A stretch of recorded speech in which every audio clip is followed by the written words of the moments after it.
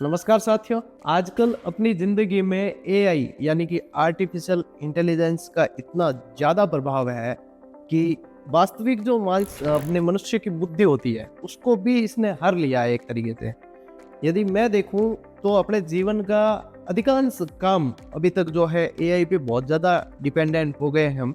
घर में यदि अपन देखें मशीनें एआई पे आधारित, बच्चे को सुलाना, जगाना, खिलाना, पिलाना, नहलाना, धुलाना तक एआई से हो रहा है। अच्छा, वर्किंग प्लेस पे भी एआई का बहुत ज़्यादा प्रभाव देखने को मिल रहा है। और यदि अपन बात करें कि अब इसका प्रभाव पढ़ाई पे भी बहुत ज़्यादा देखने को मिल रहा है, तो आज मैं चर्चा कर रहा हूँ कि ये वास्तव में क्या पढ़ाई एआई से संभव है, और यदि संभव है तो किस तरीके से यूज करना चाहिए अपने को एआई पे। तो उस पे आधारित ये वीडियो है, तो इस पे थोड़ी सी चर्चा करते हैं। देखिए, मैं कुछ पॉइंट मैंने नोट करके रखे हुए हैं। यदि अपन बात करें एआई की, तो गूगल पे यदि अपन कोई जानकारी सर्च करते हैं तो उस पे भी एक एआई जनरेटेड उत्तर आता है, लेकिन उसके नीचे एक नोट लिखा होता है, लाइन लिखी होती है कि ये पूरी तरीके से सत्य नहीं है, आपको इसको जांचना चाहिए।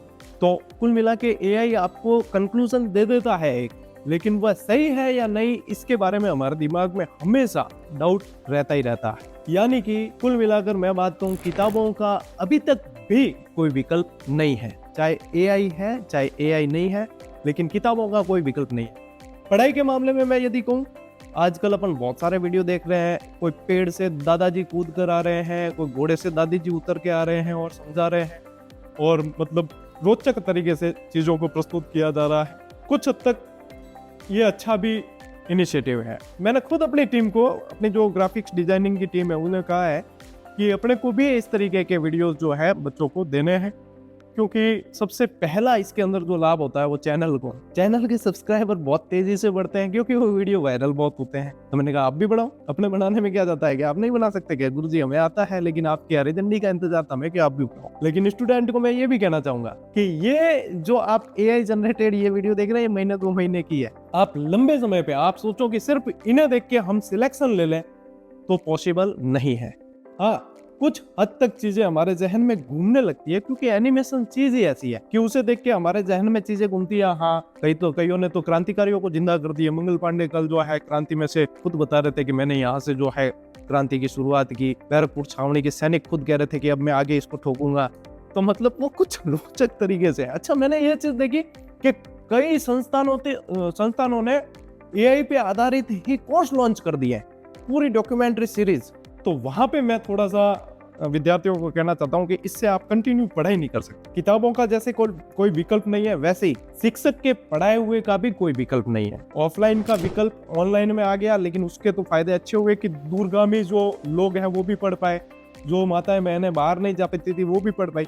लेकिन आप इस पे डिपेंड मत हो जाना, क्योंकि ये समय जो है निकल जाएगा, फिर आपको लगेगा कि पुस्तकें हमें वास्तव में पढ़नी चाहिए थी, हमें शिक्षकों के टच में वास्तव में रहना चाहिए था, क्योंकि हर चीज एआई पे आधारित नहीं हो सकती। एक तो डाउटफुल हमेशा रहेंगे आपकी, क्या पता क्या ये सच है या नहीं है। आप गूगल पे कोई भी चीज सर्च करके देखो, नीचे आएगा कि this answer is generated by AI and that is not 100% correct. तो आपको अपने आप वेरीफाई तो करना ही है। हाँ, जब आप टाइम पास कर रहे हैं, आप कोई इंस्टाग्राम पे ठुमके लगाती हुई कोई रीलें देख रहे हैं, उसकी जगह आप ऐसे एआई जनरेटेड शिक्षा से संबंधित वीडियो देख लेते हैं, तो वो आपके लिए लाभप्रद है, क्योंकि वो कई सारी चीजें आपके दिमाग में स्थायी कर देती है।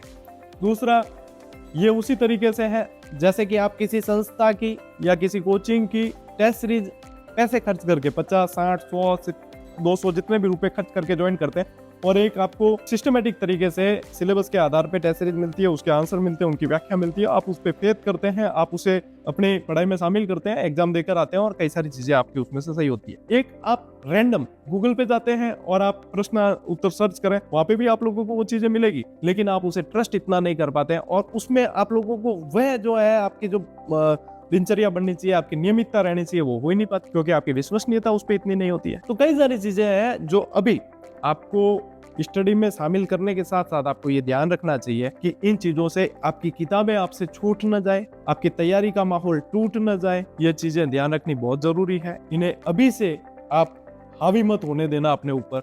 अपने 24 घंटे में से आप मान लीजिए 10-12 घंटे पढ़ते हैं, तो हो सकता है कि आधा घंटा 1 घंटा आप ऐसी चीजों पे भी दें जो रोचक लगे, जो आप लोगों को स्ट्रेस फ्री करें और थोड़ा सा पढ़ाई के टच में भी रहें। लेकिन मैक्सिमम टाइम अभी भी आपका बुक्स के साथ ही बीतना चाहिए।